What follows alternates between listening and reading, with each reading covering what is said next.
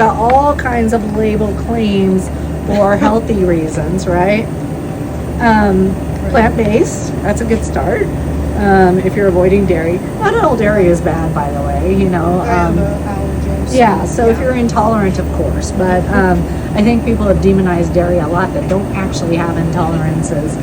But it's all about sustainable sourcing and where your dairy comes from. Often I'll look for hormone-free or antibiotic-free sources if I'm looking at bovine cow sources. So this is plant-based, both of them, because they're the same type. They're unsweetened, so I'm curious about the flavor profile. They're non-GMO, good start too, soy-free. And the reason I say non-GMO can be good is because that means they have much more transparency in their ingredient sourcing. I'm not really a huge like GMO is horrible type of person. It's mostly the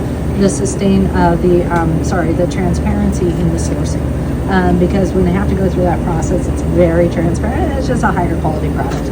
So, but they are GMO free, soy free, if you're, avoiding soy, carrageenan free, which again is a carcinogen potentially for some people. And it's keto friendly, paleo friendly if you're into that and you're not sensitive to the fat metabolism like we said earlier. So, calories 10. I know they're different sizes. Yeah. Calories 10, they're the same serving size, 1 tablespoon. 1 tablespoon. So if you measure that out and put it in your coffee, like often if you're just pouring it, it's more than 1 tablespoon. Yeah. I challenged myself one time to pour 1 tablespoon exactly. It's really difficult. So most people are not going to be able to do that. Also, fat is low though, it's only 10 calories. So fat per tablespoon is low. That's your most calorically dense nutrient. You remember at 9 calories per gram, it's only 1 gram. So that's basically your 9 calories right there. And then there's no sweeteners and no milk-derived ingredients, which have naturally occurring carbohydrates. So the ingredient listing itself. She scanned it, it was bad. 4. Well, it's got the gum. How many out of 100?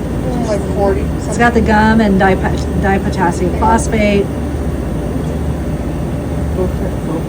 Yeah, they're pretty identical. Potassium phosphate is the high risk. Yeah. Acacia gum, limited risk. And it's got some other things that are risk-free.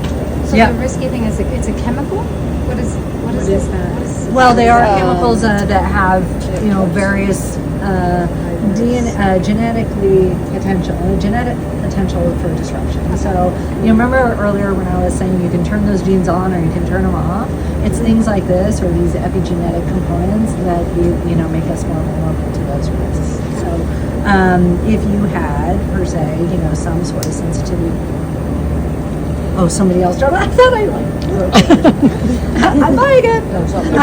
If you have some, predisposition to, not being able to metabolize this effectively, or you ate it in abundance also, then you could run into some issues. Well, that kind of brings up like Moderation. Yes. That's the take home for everything. Measure the tablespoons, right? Don't ask me what I ate last night.